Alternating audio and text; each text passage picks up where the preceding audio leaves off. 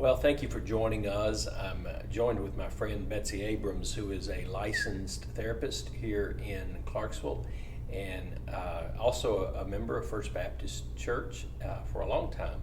And just wanted to spend a little bit of time talking to Betsy about what we're going through and some of the anxiety that people are feeling and just the fear that we have and really talk as if you were sitting with a therapist is what I'd love to do here today to kind of help us through this crisis. And so hopefully there'll be some tools here. Betsy, thank you for joining me and spending this time. We tried to get as far as the stage would allow us to, so we're doing the social distancing. A friend of mine, a pastor friend here in town, says, let's don't call it social distancing. We don't need to distance ourselves socially.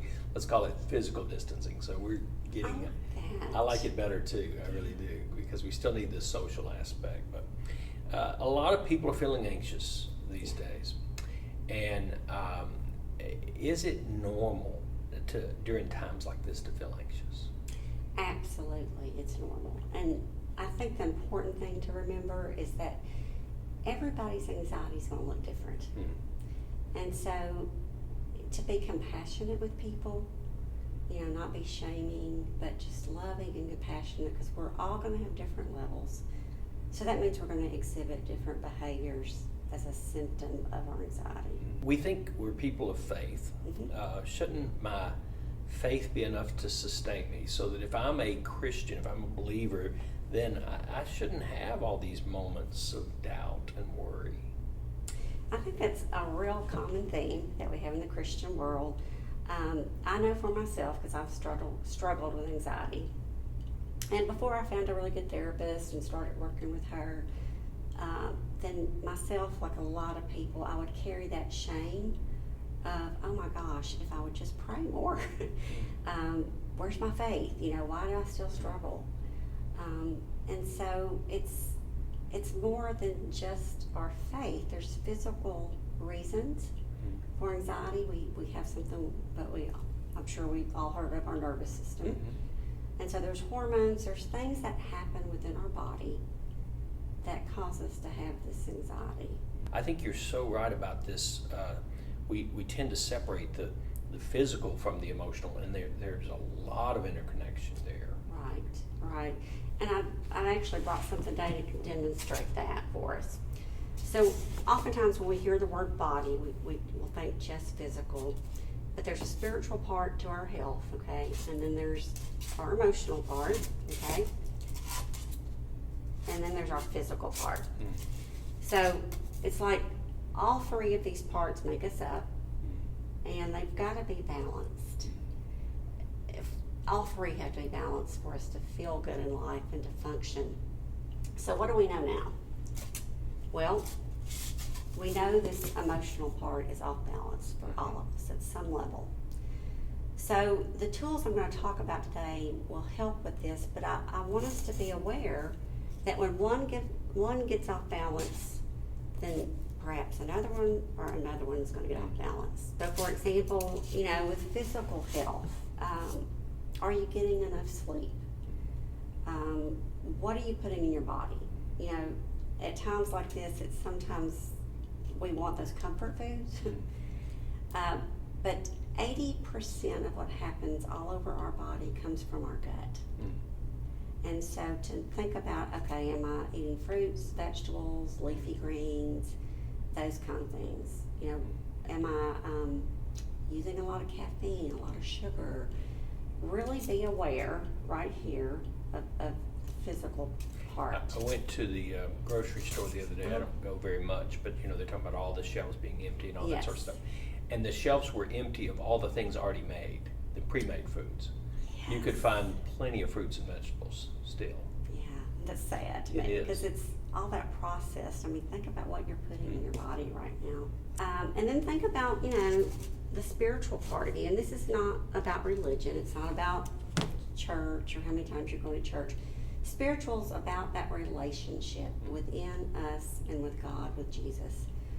So what are you doing about that right now?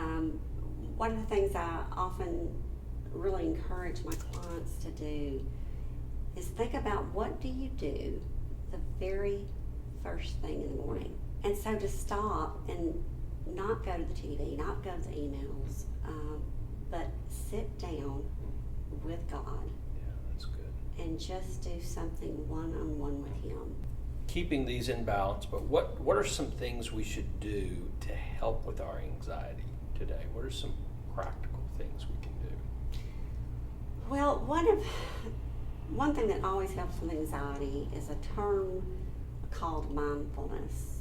And that's something that, I'm not familiar with that. Mindfulness. Mindfulness. Okay. And I like simple. And so it's just being aware of what's going on in the moment. Just being present right now in the moment without judging it, evaluating it, just being aware.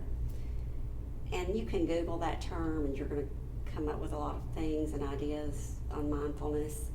And some of the things I'll go over today address that.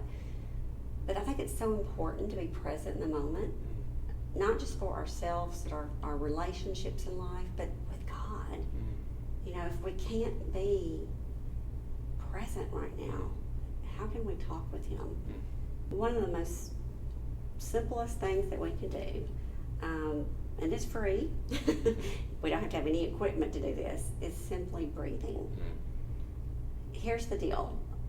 Most people don't know how to correctly breathe. So if it's okay, I'd like to demonstrate it. Would you be willing to jump in there? Sure, yeah. Okay. All right, so the first thing you want to do is put both feet on the floor, okay? And while we do that is, when we've got both feet down here, we're feeling the ground. So what's underneath the ground? It's the earth. Solid. Solid's what God created. It's like, okay, I can feel the power because I know He created this earth. So we put our feet there. Now, in the beginning, as you're learning to do this, it'll become a habit. But in the beginning, it might be helpful just to put your hand right there on your tummy, okay? I'll do the counting. Okay. The reason I'm saying hand on the tummy, when you're taking your breath in, your tummy should be going out. When you release the breath, which we're going to do very slowly, your tummy should go back in. Okay, so that's how you know, that's a gauge of, am I doing this correctly? So starting out, it may be 3 seconds, you can do it, possibly 4. But right now, just taking a breath in, tummy's going out, 3, 4, hold, and then just slowly let the breath out, and the tummy should be going back in. So you're going to breathe in through your nose. Yeah, I've never done that before. Yeah. So just pay attention to your body. See if it relaxes some. Just breathe in. Tummy's going out. We're going to hold. And then just slowly let the breath out. Tummy's going back in. So, That's great. And the neat thing about that is, you can do that anywhere. Yeah, sure. You could be in Kroger's in the checkout line. Hands are on the grocery cart. And you can do that, Driving down the road.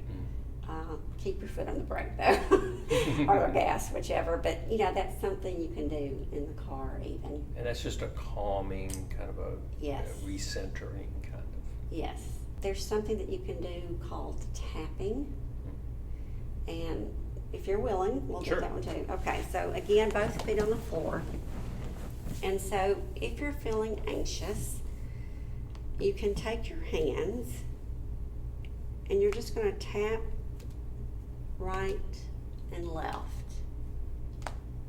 And that creates this bilateral movement up here in our brain, and that's what causes the calming effect.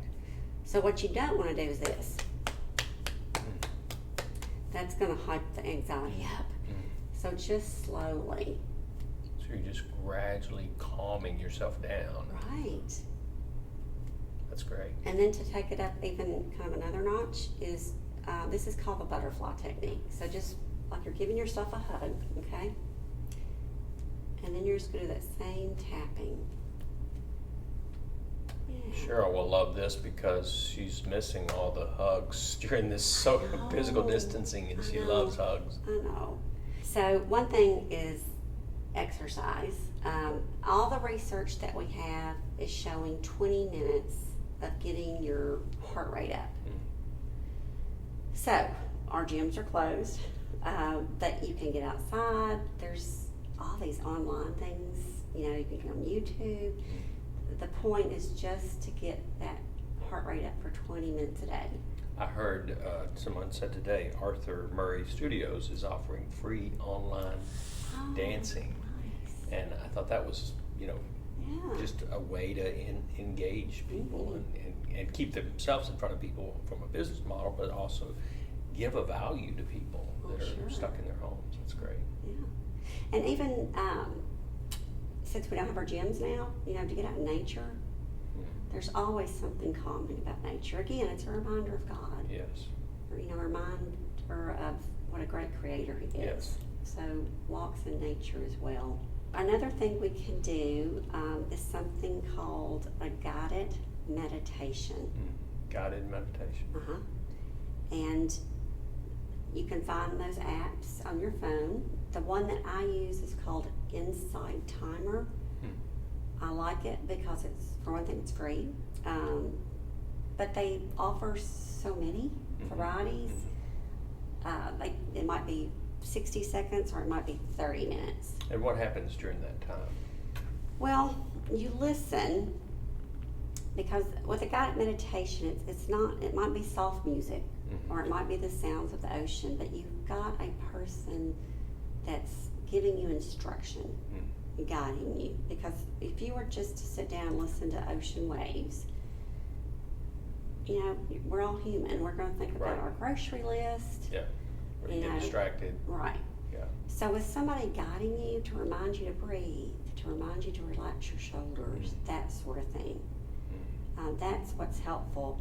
Another tool that we have that we can use is journaling.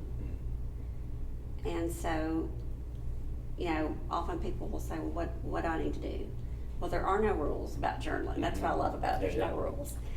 You simply get it from your heart to the paper. And so don't worry about grammar, don't worry about punctuation, spelling, none of that stuff. Just get it to the paper. What is the value of the journaling? I've practiced that over the years myself. What's the value in that? Well, you're releasing your thoughts. You know, if we keep things bottled up inside, eventually it's going to get bigger than us. And so one way we can release is to talk to people. Another way is journaling. That's great. And, you know, you can make it what you need it to be. Sure. Mine's, you know, evolved over the years. Now I've turned it in my own personal journal. I've turned it into journaling just to God. But I'm not shy. If I'm angry, I write that because He already knows my thoughts. Sure. So I just kind of thought, well, I'll turn it into just writing to Him. That's great.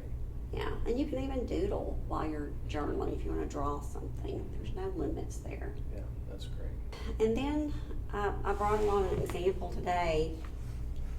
You can write notes to yourself from God. And so I was feeling anxious this week. I think for me the turning point was when they said, you know, 10 people or less. Yes. For whatever reason, that just kind of upped my anxiety.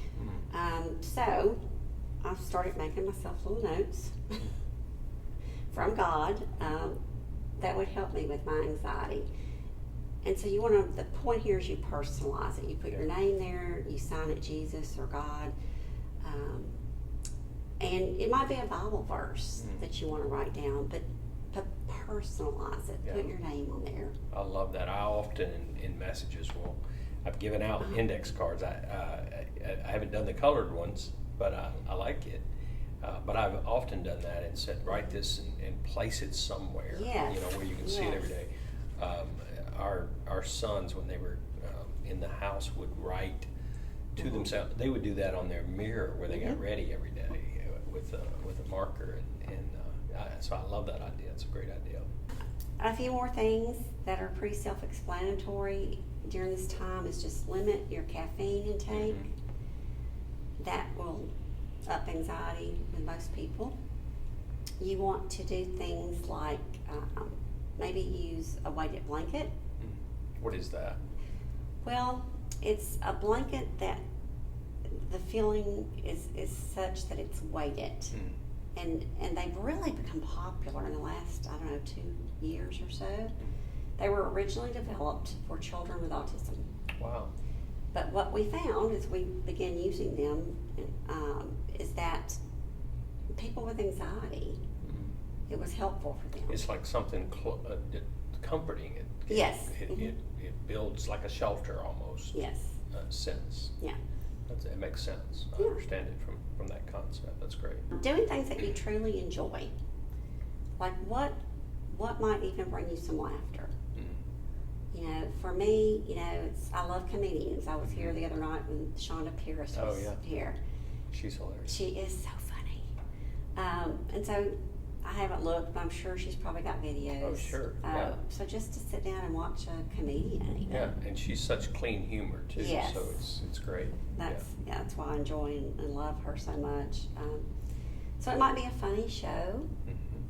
Something that can bring you some laughter. I like, if I'm anxious, I like even just an Andy Griffith episode or something that's just takes me back to my childhood, or maybe it's just fun, it's just calming. Yeah.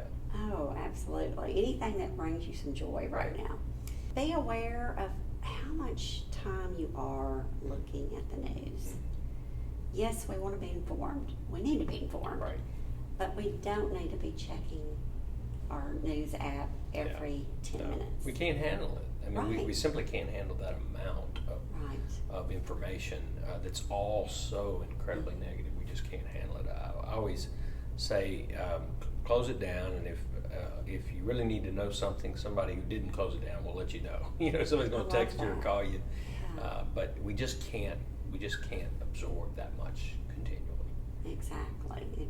The scripture's full of, Paul was one of the greatest writers towards emotional, spiritual, physical health, and he wrote constantly about guarding our minds and controlling our thoughts, and what we think about is just so important. And so if we're constantly putting that negative stuff in, it's going to have an impact. Another thing that we don't want to do during this time or any time is try to medicate our feelings. Nobody wants to feel the anxiety. Right. But it's real. Sure. It's there. Sure. We can't ignore it. We don't have to stay stuck in it. But oftentimes people will try to medicate. And so when people hear the word medicate, they think of chemical things like alcohol, drugs. But medicators go beyond that, okay? It can be using food. It could be online shopping.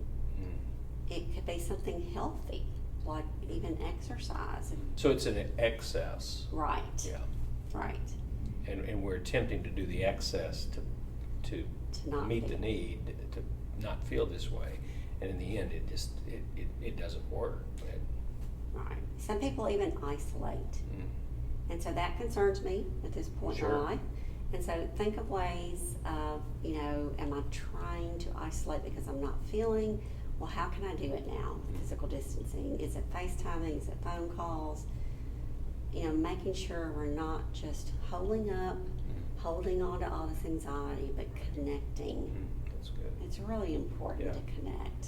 Yeah, absolutely. One of the things we're doing as a church during this time is we'll really unpack it or unveil it next week, is we're just calling all of our seniors. We just to have those conversations going, because you do become so isolated in times like this. How do I know? So I'm doing all these tools, and I'm still struggling. I'm still anxious. I'm still worried. How do I know when it's time to seek help? To either a doctor, a therapist, pastor. How do I know when to raise the white flag? Well, first of all, if you're questioning yourself, do I not? That's probably a sign right there. That's a great point. Yeah. If you're asking the question, it may be. Absolutely. And think about, how is it affecting me? Am I losing my ability to focus at my job? Am I losing my ability to focus on, tending to my children? Is it affecting, my daily activities somehow? And so even if you're not sure, make an appointment. Go see somebody. It's not going to harm you in any way. Mm-hmm. You said something earlier, and I wanted to go back to it because you said your therapist. Mm-hmm. So the therapist had a therapist. Yes. And I think that's telling. I think that's a positive thing that you're saying, hey, I have to do this as well. Oh, absolutely. I often tell people, my friends or whoever that might be looking for a therapist, I'll say, well, ask them if they have a therapist, because if they don't, you probably want to go look for another therapist. Mm-hmm. Because we're human. We have our issues, we have our struggles, and so I need to check in with my therapist. Well, I always tell, I do a lot of working with pastors, and I always say pastors need a pastor, Yes. And who can you pick up the phone and call and say, man, this is a tough day. I'm really struggling. Right. You got to be able to do that. And sometimes, the anxiety is at a level that you may need a medication. Mm-hmm. And so a therapist can help you with that. They can't prescribe. Right. But they can guide you in, who to go see for that. Yeah. And evaluate you. Do you need medication? And that's where the physical and the emotional kind of tie together. There are just sometimes to correct it, Yes. you got to have something there. Yeah, Absolutely. And there's no shame in that. Oh, not at all. Anxiety can get to a level where you have full-blown panic attacks. Mm-hmm. And so definitely in those situations, medication is needed. Absolutely. What can I say to a friend or family member when I see that they are stressed? So maybe it's not me, but it's somebody. Maybe it's my spouse. Maybe it's one of my children, parents. Mm-hmm. How can I encourage them? What can I say? Yeah. So the very worst thing you could say, and I hope if people have watched this today, that I hope they get the breathing part, and I hope they get what I'm about to say, because it's so important. For somebody that's struggling with some anxiety, the very worst thing you can say is calm down, just relax. Wow. Do not say that. That's like the worst. Mm. So it's not about, don't get caught up in, okay, I've got to somehow solve this for this person. It's more about being supportive. Mm. So things you could say would be, I'm right here. Mm. That's good. I'm right here. I'm not going to leave you. Mm. Because of physical distancing, I can't demonstrate what I would typically do. Mm-hmm. But if you can imagine, I would lean in some toward a person. Mm-hmm. I would just say things like, is it okay right now? Could you just look at me? Could you just look at me right now? Would that feel okay? You want to go into it asking permission instead of demanding. That's good. Well, this has been so helpful. Anything else that you would say? Any closing thoughts that you could think of during this day of just kind of real anxiety? Anything else you would say to us? Well, I would just always think about checking in with yourself. What do I need? What do I need right now to feel safe? And sometimes we don't know. And at the moment, that's when I stop and I just ask Jesus, what am I needing, Jesus? What am I needing? And breathing. And just remember, one day at a time. Wow, that's good. And One day. That's what Jesus told us, wasn't Right? it? Yeah. And so just one day at a time. Yeah. And one day at a time, we will get through this. Absolutely. Thank you. This has been so helpful. Really practical stuff, and I hope it's been helpful to you as well. If again, if you're at home and you're struggling, reach out to us. Even if it's just an email and we have a phone call, we want to walk through these days with you as a church and as a community. So, Betsy, thank you for your time today. I really appreciate it. You are welcome.